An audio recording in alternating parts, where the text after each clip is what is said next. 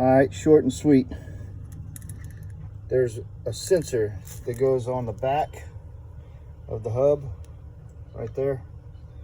All right, but you need to undo that little clip and undo it from right here so you have some slack, right?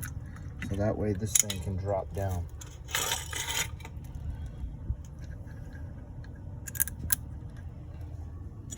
Anyways, took the old one off. Really easy. It's 4 bolts. You know, a little PB blaster, brake cleaner, right? And you can leave all that together, right? Put your piece back in.